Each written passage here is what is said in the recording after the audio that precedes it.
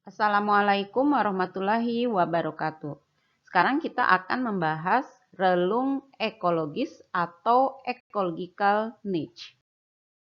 Relung ekologis atau ecological niche. Selanjutnya nanti saya hanya akan menyebutkan relung saja atau niche saja ya. Nah, relung atau niche ini sering sekali disalahpahami atau disalahgunakan sehingga pengertiannya menjadi sama dengan habitat. Jadi orang sering menyebutkan misalnya dalam kalimat ini ya, misalnya relung ekologis dari cacing adalah tanah, habitat cacing adalah tanah. Jadi sepertinya sama. Kemudian relung ekologis dari ikan adalah perairan. Relung dari harimau adalah hutan. Ya. Padahal relung itu tidak sama dengan habitat. Tapi memang benar, tempat hidup cacing adalah tanah, tempat hidup ikan adalah perairan, dan tempat hidup harimau adalah hutan. Namun, banyak juga organisme atau spesies lain yang juga hidup bersama-sama di dalam tanah dengan cacing ya tanpa saling mengganggu. Kemudian di dalam perairan juga bukan cuma ada ikan dan mereka hidup berdampingan juga, dan di hutan bukan cuma ada harimau, ada organisme lain, ada spesies lain yang juga hidup berdampingan dengan spesies yang disebutkan tadi. Nah, bagaimanapun sebenarnya setiap habitat menyediakan banyak relung yang beragam. Ya, jadi relung-relung yang beragam itu pasti ada di dalam habitat. Lalu bagaimana sebenarnya kita mendefinisikan relung? Sebelum beranjak ke definisi, garis bawahi dulu ya, relung bukanlah habitat.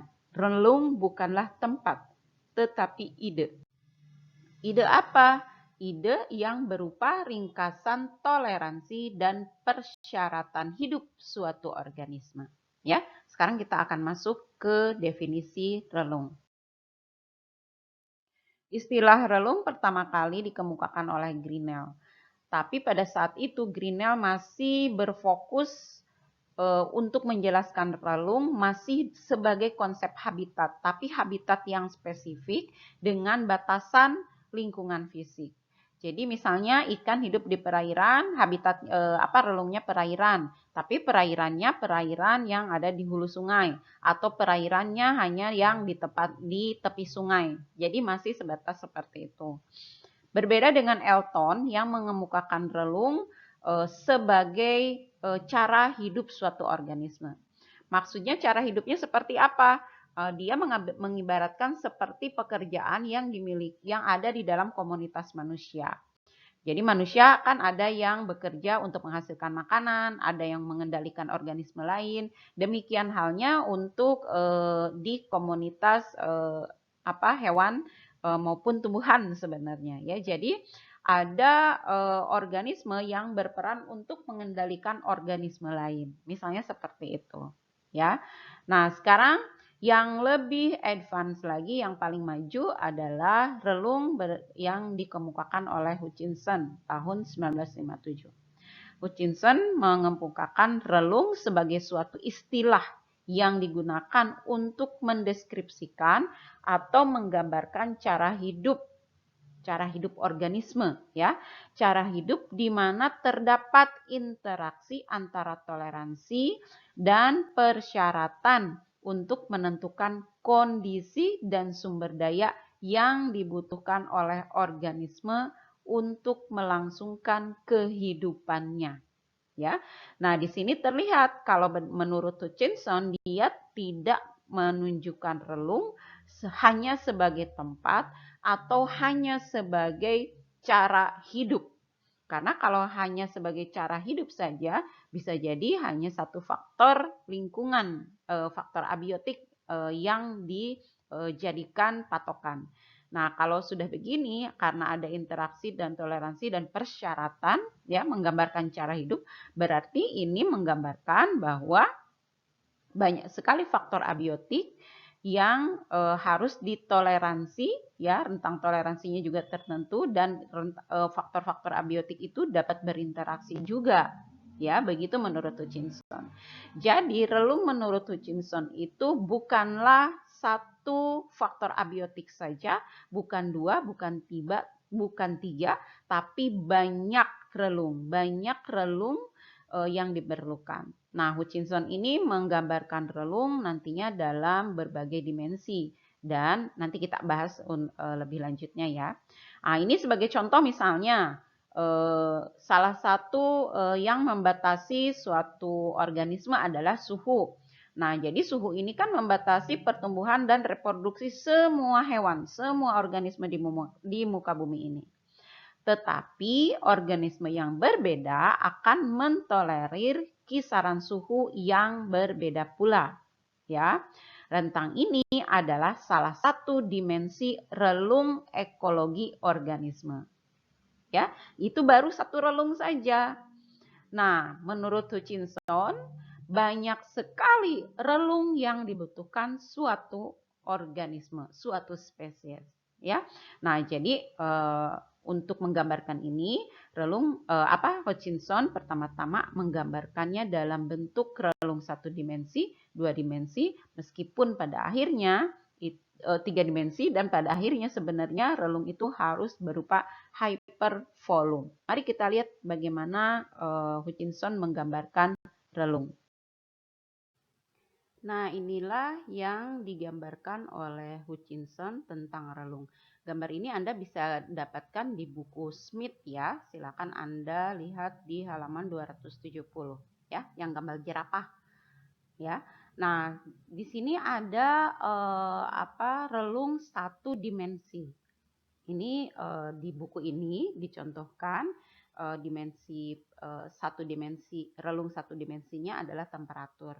Bisa juga Anda kalau misalnya mau membuat riset yang lain ya, tidak mesti temperatur, bisa pH, kelembaban, atau kalau misalnya hewan air, arus air juga bisa, kandungan oksigen juga bisa ya. Jadi bukan cuma ini. Anda bayangkan, jadi sepanjang area, ini kan ada garis putus-putusnya ya, sepanjang area di mana temperatur ini dengan rentang temperatur ini ya, suatu organisme itu bisa hidup ya, organismenya. Nah, sekarang saya mau memperlihatkan gambar yang dibuat oleh dalam buku Begon. Nah, ini adalah rentang satu dimensi juga, cuman di buku ini diperlihatkan pada beberapa spesies ya. Nah, ini kebetulan ini spesies tumbuhan semua yang dituliskan di sini. Ada spesies yang rentang toleransinya di suhu 12 sampai 24 misalnya. Ada juga yang rentang toleransi suhunya di 7 sampai 18 misalnya begitu ya. Tapi ada juga yang di suhu 15 sampai 29 derajat Celcius. Ada juga yang rentang toleransinya di suhu 17 sampai 30 derajat Celcius. Jadi macam-macam ya rentang toleransi suatu organisme. Tapi meskipun ini banyak sekali grafiknya, ini rentang toleransi ini hanya satu dimensi, yaitu dimensi suhu atau dimensi temperatur. Ya, seperti itu. Nah, jadi sepanjang ini ambil namanya ranunculus ya, spesies tumbuhan. Sepanjang suhu ada wilayah dengan suhu 12 sampai 22 derajat Celcius akan ditemukan ranunculus. Seolah-olah seperti itu. Kalau kita hanya menentukan berdasarkan satu dimensi, ya, berdasarkan dimensi suhu saja.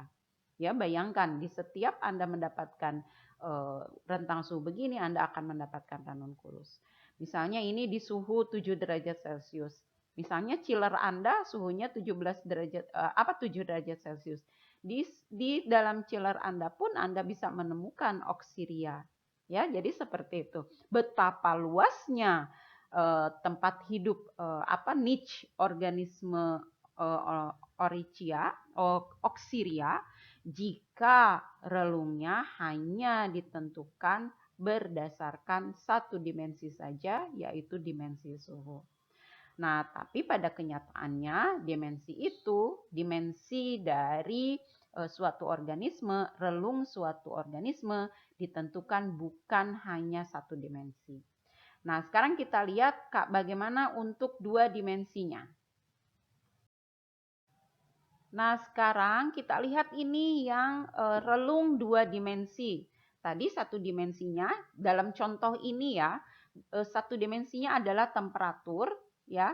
Nah, sekarang karena kita akan membuat dalam dua dimensi, dimensi keduanya adalah salinitas.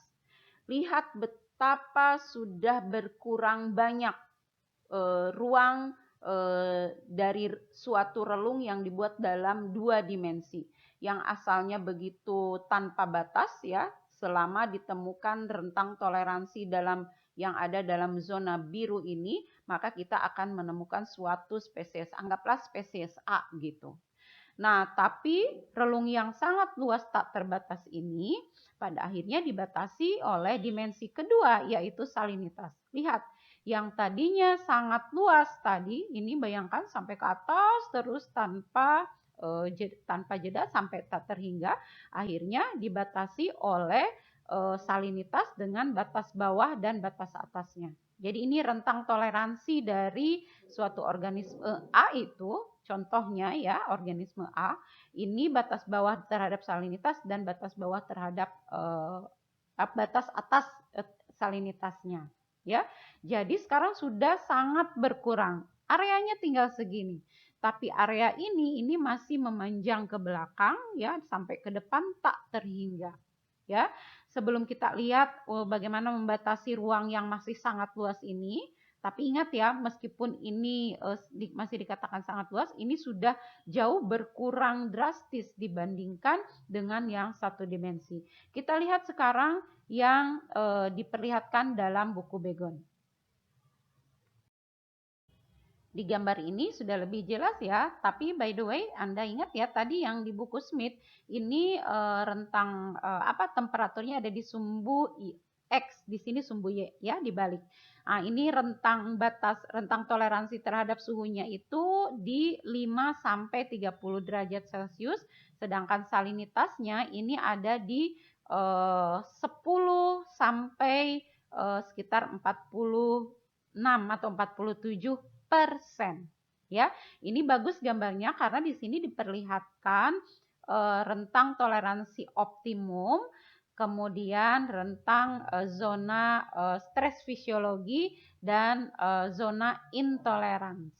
Ya, jadi ini batas zona intolerans. Ya, kok gambar yang di sebelah sininya nggak ada, Bu? Iya, karena di atas 45% berarti sudah tidak ada kehidupan. Nih, nggak ada.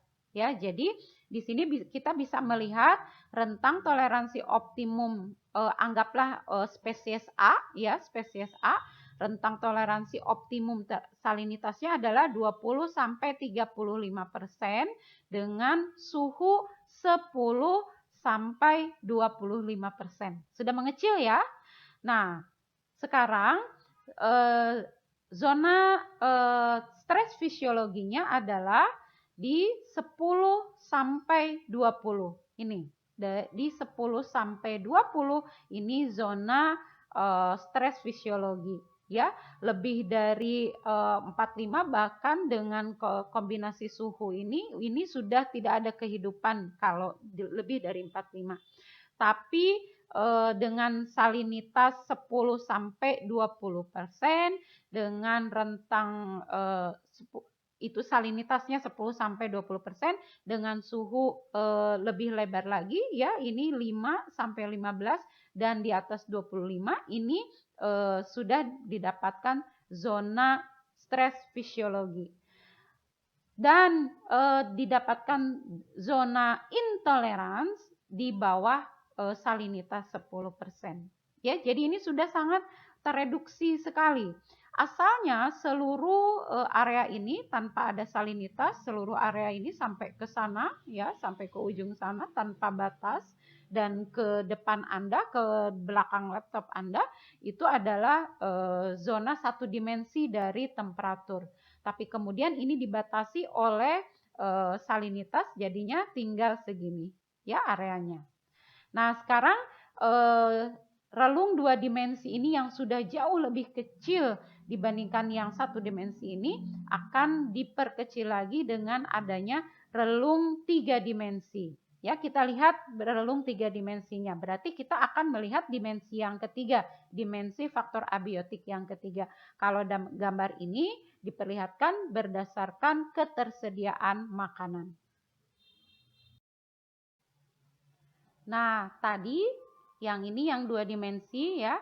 Bayangkan ini ke depan Anda, menuju Anda dan membelakangi sampai ke belakang laptop Anda terus-menerus sampai tak terhingga. Itu adalah relung 2 dimensi dari spesies A. Ya, dengan batasan rentang toleransi salinitasnya 10 sampai 45% dan temperaturnya 5 sampai 30%. Ini di dalamnya sudah termasuk zona optimum, zona stres fisiologi dan zona intoleransi. Nah, zona yang luas tersebut kalau di gambar ini, di buku ini, dapat dibatasi lagi, bukan dapat, dibatasi lagi dengan dimensi yang ketiga, yaitu ketersediaan makanan. Ya, bayangkan yang luas ini dibagi lagi dengan dimensi yang ketiga, yaitu dimensi makanan. Ini gambarnya kurang bagus ya, maksudnya grafiknya, cara menjelaskannya kurang bagus karena di sini asalnya temperatur, ini berubah temperaturnya pindah ke sini, kemudian pH-nya di sini salinitasnya diganti dengan pH ya, padahal harusnya supaya memudahkan Anda mengerti ini harusnya tetap.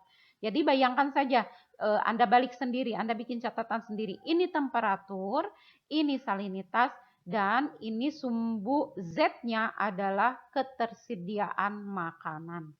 Ya, ketersediaan makanan. Nah, sekarang sudah menjadi bentuk ruang yang lebih sempit dibandingkan ruang ini. Ya, ruang ini masih sangat luas dibandingkan dengan yang 3 dimensi. Jadi sudah sangat terbatas.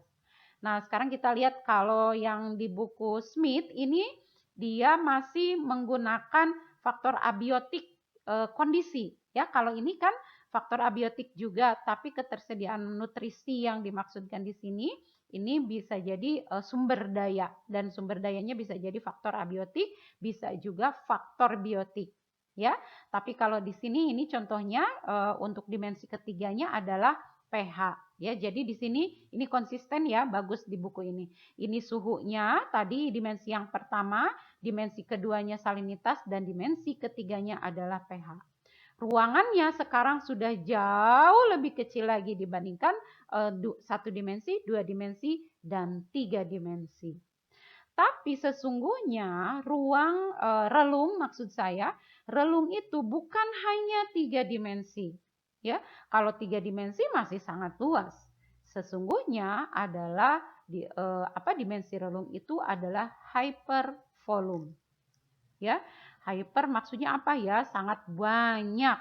Jadi dimensinya bukan cuma 3, bukan cuma salinitas, pH, temperatur, tapi ketersediaan makanan, kelembaban, ya, belum lagi polutan, belum lagi intensitas cahaya, jadi sangat banyak sekali. Nah, sekarang bagaimana relung hypervolume itu? Jadi, relung sebagai hypervolume berdimensi n atau n-dimensional hypervolume, di mana n ini adalah jumlah dimensi yang membentuk relung tersebut. Di pembahasan sebelumnya kita bisa melihat ya n-nya yang dibahas 1 tadi ya, suhu saja. Kemudian itu berarti disebut relung berdimensi 1. Kemudian ada relung dengan 2 dimensi, relung 2 dimensi dengan suhu dan salinitas. Kemudian yang terakhir suhu, salinitas dengan pH ya. Nah, itu 3 dimensi ya. Tapi relung sesungguhnya tidak mungkin hanya 3 faktor abiotik saja ya. Bahkan faktor biotik pun dapat menentukan dimensi relung. Jadi, relung sesungguhnya itu sulit dibayangkan dan tidak dapat digambarkan ya. Dan untuk mempermudah, kita cukup memahami sampai relung versi 3 dimensi, karena relung versi 3 dimensi ini sudah disederhanakan dengan menangkap gagasan utama tentang relung ekologis suatu spesies. Kenapa dikatakan utama? Karena yang digambarkan dalam relung 3 dimensi biasanya berdasarkan faktor abiotik yang direspon dengan cara berbeda oleh suatu spesies dibandingkan spesies lain. Nah, relung ditentukan oleh batasan yang menentukan suatu organisme dapat hidup, tumbuh, dan berkembang biak. Ya, dan hal ini jelas